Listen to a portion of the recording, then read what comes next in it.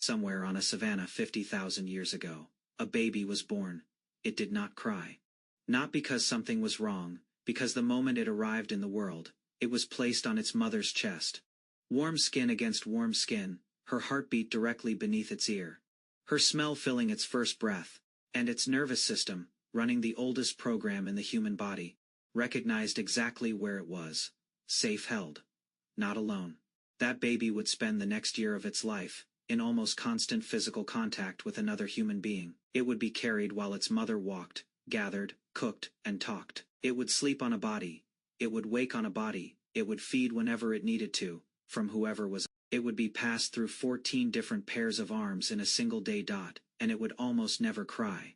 Not because ancient babies were different, because the world they were born into was built for them, in a way the modern world is not. This is the story of what actually happened when an ancient baby arrived, and some of what you are about to hear will explain things about your own baby, your own body, and your own loneliness, as a parent that nothing else has ever quite managed to explain. Start with why human birth needs other people at all. Most mammals give birth alone and manage perfectly. A horse foals in a quiet corner of the field. A chimpanzee climbs into a tree and delivers without anyone nearby. The baby arrives. The mother cleans it. Within hours it can stand, walk, and follow her. The entire process is solitary and efficient. Human birth cannot work this way. Because of size. The human brain is so large that if it continued growing inside the womb to the same proportion as a chimpanzee brain before birth, it would never fit through the birth canal. So evolution made a deal. Babies are born with brains roughly 25% complete, skulls still unfinished, bodies entirely unable to support themselves, and those large unfinished heads still have to rotate through a birth canal, that upright walking simultaneously made narrower. Anthropologist Wenda Trevathan at New Mexico State University has spent her career studying this mechanical problem. Her conclusion is striking. Humans are the only primate species where giving birth is so physically complex that another set of hands has been genuinely useful for at least several 100,000 years. Not occasionally useful, structurally necessary for a large proportion of births.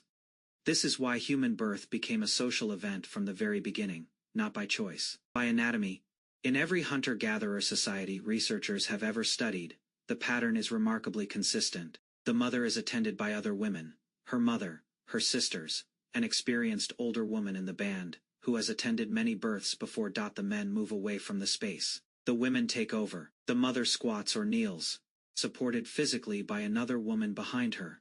The fire is kept close. The voices are quiet. The most experienced woman catches the baby, and has done this enough times to know what normal looks like and what does not. The cord is tied with plant fiber and cut with a sharpened flake of stone or shell. And then, before anything else, the baby is placed on the mother's chest. Not wrapped, not measured, not taken away. Placed there, warm and wet and new, directly against her skin. This was not sentiment. This was survival technology. A newborn human cannot regulate its own temperature. It cannot find food. It cannot move toward warmth or away from danger. It cannot do anything at all, except sense the world around it. And the mother's body is the most sophisticated environmental system that baby will ever be placed inside. Her chest warms it to exact body temperature. Her heartbeat slows its own. Her smell is the first information it will ever process about where it is and whether it is safe. Scientists call the response that happens when a baby is held and carried the transport response. When an infant feels itself lifted and moved against a body, its heart rate drops, its breathing slows, its crying stops. This is not comfort in the modern sense. This is a 300,000-year-old biological reflex. A baby that goes quiet when carried does not attract predators. A baby that stays quiet when held stays alive. Modern parents discover this on their first night home. You pick up the screaming baby and it stops. You put it down and it starts again. You pick it up and it stops. This feels like manipulation. It is not. It is your baby running the oldest program in the human nervous system, doing the thing that kept every one of your ancestors alive in the dark. Now multiply that instinct across an entire band of people who understood it completely, in hunter-gatherer communities. When a baby fusses, someone responds within seconds, not minutes, seconds. There is no philosophy of waiting, there is no letting them cry it out. The need appears, and the need is met before it becomes distress. Researchers who have studied infant crying patterns across cultures have found something that stuns most modern parents when they first encounter it. Hunter-gatherer babies almost never cry. They cry less frequently than industrialized babies. They cry for shorter periods when they do. They almost never develop what modern parents call colic, the prolonged inconsolable crying that causes such despair in modern households. The babies are not different. The environment is different. The baby's nervous system expects a response and receives one, so it never has to escalate to full alarm. The modern Western baby's colic is not a disorder, it is a mismatch. A nervous system calibrated for one world, placed in another. After birth, the baby did not go into a separate space. There was no separate space. There was no separate space. It remained on the mother's body for most of every hour of every day. Researchers have measured contact rates in hunter-gatherer communities carefully.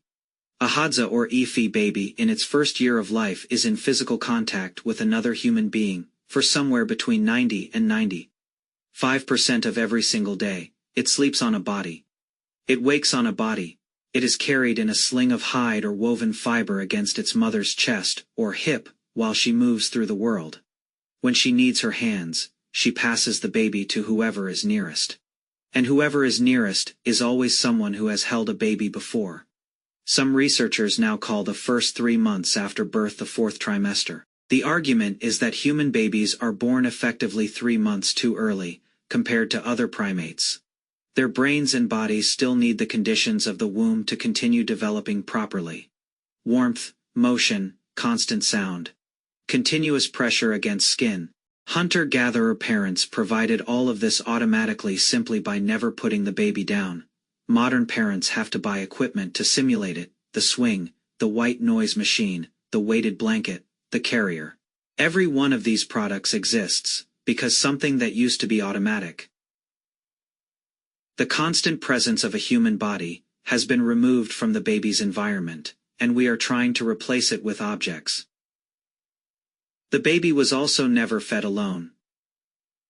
In every hunter-gatherer culture, breastfeeding lasted not months but years. The average weaning age across hunter-gatherer cultures is between 3 and 4 years. Among some groups it continues longer.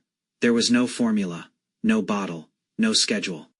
The baby fed when it needed to, and if its own mother was occupied, another nursing woman in the group fed it. Among the Efe people of the Congo, anthropologists have documented that infants in the first weeks of life are held by an average of 14 different people. In a single day, some of those women breastfed the baby themselves. This was not unusual. This was the system. The system also had a name for what the people beyond the mother contributed. Anthropologist Sarah Blaffer-Ardy called it alloparenting, other mothering. Her research demonstrated that humans are not a species designed for mothers to raise children alone. We are cooperative breeders.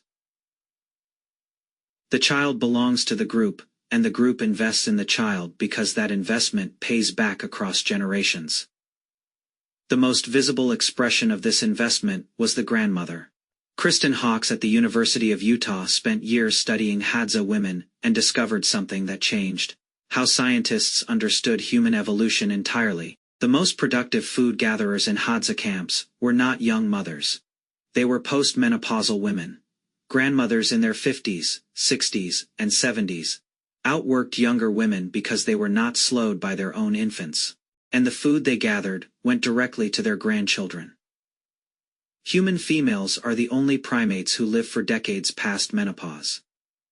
In every other primate species, females die shortly after they can no longer reproduce. We do not.